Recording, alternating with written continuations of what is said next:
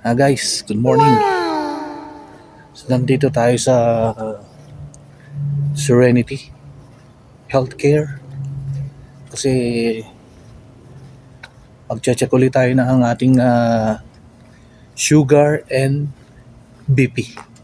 So every 3 months nagpapatingin tayo. So iba na yung iba na yung na-check para mayroon tayong gamot. Let's go. So nandito tayo. Kita nyo naman. I-check sa atin yung ating blood sugar and high blood. Kasi nga medyo mataas yung ating BP. So lagi siya naglalaro ng 130, 140. At nagtitik na ako ng amlodipine for 2 years. So yun, try natin kung mataas pa rin. Papalitan natin yung gamot. And for blood sugar naman, nagtitik ako ng metropine. What? Metropine or what? So, mamaya kuha na tayo ng dugo. Right? Let's go. So, nakuha na tayo ng dugo.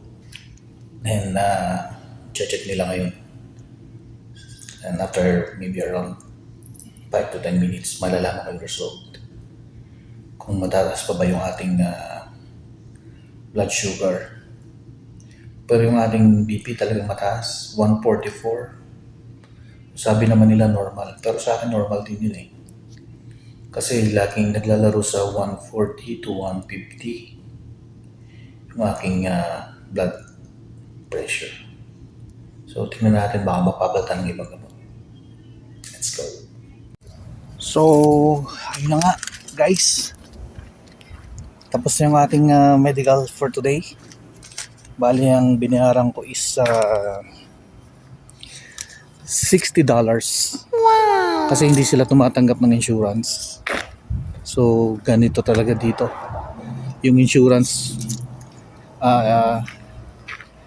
mako-cover na nila sa mga pharmacies. So, at least yung mga gamot, libre. Yun. So, meron na tayong maintenance for blood sugar and maintenance for blood pressure. Okay, so babalik tayo ng after 1 month para titingnan nila kung effective yung losartan. Kasi dun sa amlodipine hindi nagbabago, naglalaro lagi sa 140, 144. Minsan pa nagwa 150 pa siya. So siguro dito sa losartan baka effective siya. Okay. So dahil fasting tayo, kakain muna tayo. Pagkain na doon nasa isip, di ba? Let's go. So, kakain tayo, guys. At sa mga magandang kumain. Wala na may ibang kakainin dito kasi wala ditong kanin.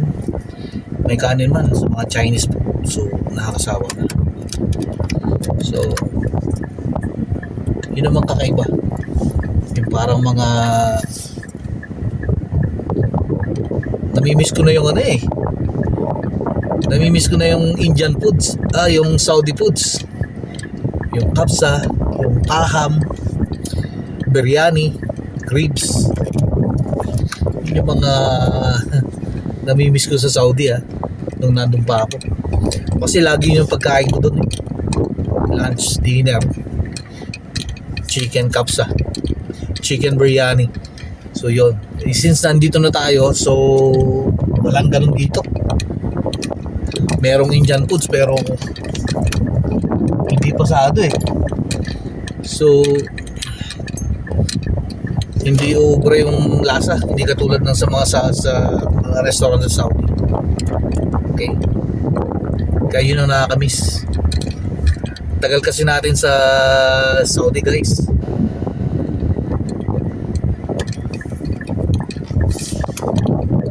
Na nag-work tayo sa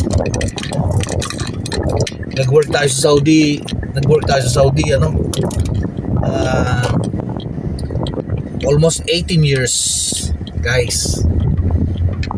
Pero yun 18 years of life sa Saudi naubos. Hindi natin nakalain na makakarating tayo dito. Pero yun nga, yun yung sabi ko, yun yung namimiss ko sa Saudi, yung ating mga pagkain doon, lalo na yung mga shawarma nila, solid kasi ang daming laman talaga, hindi katulad sa Pinas, puro patatas, diba? So yung mga kapsa, naku, nagkalat ulit-ulit ako kasi yun talaga yung namimiss ko chicken kapsa. Pag sinabi kasing paham, mga cadaver cuts, yun yung luto ng chicken is inihaw. So ano siya, inihaw na may yellow rice. Pag sinabi mo namang kapsa, yung chicken ano lang, para siyang in-steam lang, in-steam, di ba? So malambot, hindi katulad nung paham na talagang inihaw siya sa uli o kung ano pa man. Pag sinabi mo namang chicken biryani, mix siya do sa yellow rice.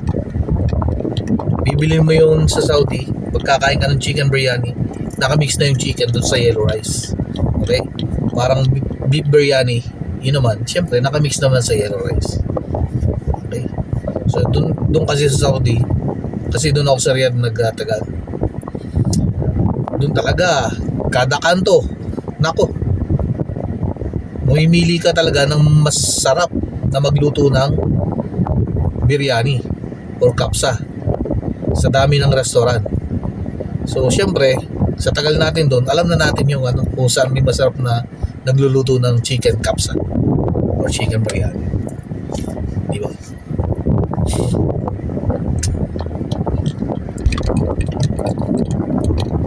Yun.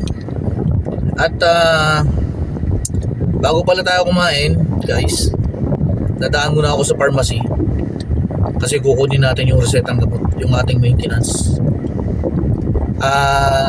And good news, syempre nung chinek nila yung ating dugo sa blood sugar, bumaba siya ng 1 point something plus. Wow. Diba? So malaking bagay yun. Ibig sabihin effective yung gamot, pero dinagdagan pa rin nila ng ibang gamot.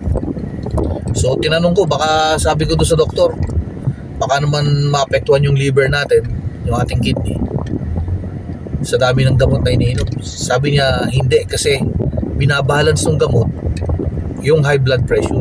Kasi yung diabetes, yun yung sumisira sa kidney natin, di ba?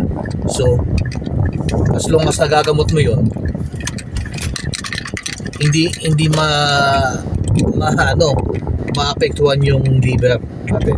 So maganda naman yung explanation. At sabi ko sige. Tsaka doktor sila, alam nila yun.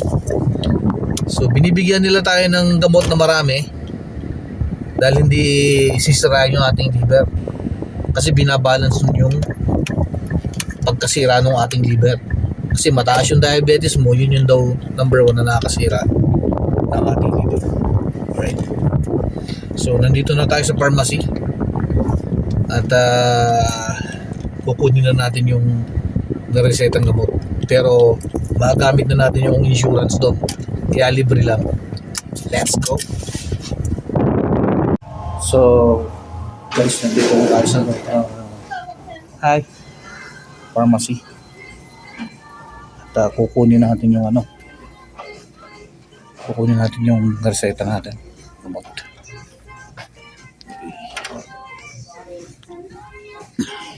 Ayan, kunin natin. So tingnan natin kung Ayan. Ano sila? Hi, I'll be right with you. Hi. To pick up my I'll be right there. right.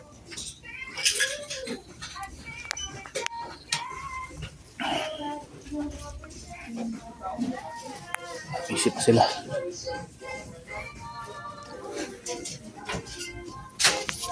So labas na natin yung ating insurance tsaka pa magbayad man tayo guys dito, kaunti lang.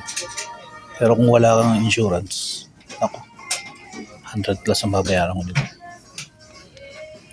Sa dami ng gamot.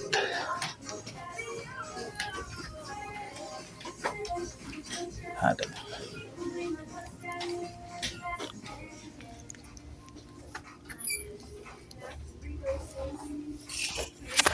$40.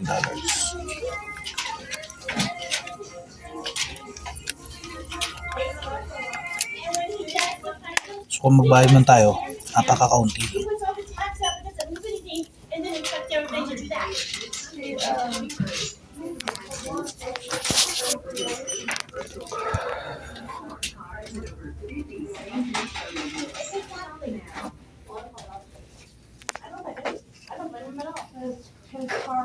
Yeah, looks like I have your insurance care mark. This one, mom. Did you check? Yeah. All right.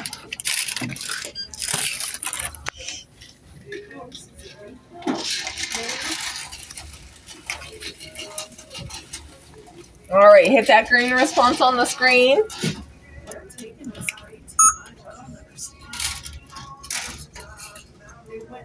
Couple signatures. That's the first one.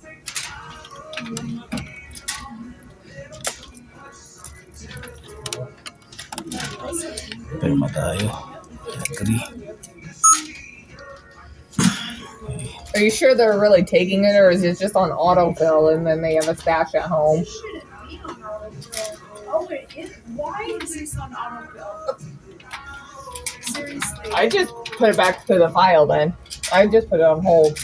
I'm taking it off of autofill. So, guys, wala tayong binayaran na.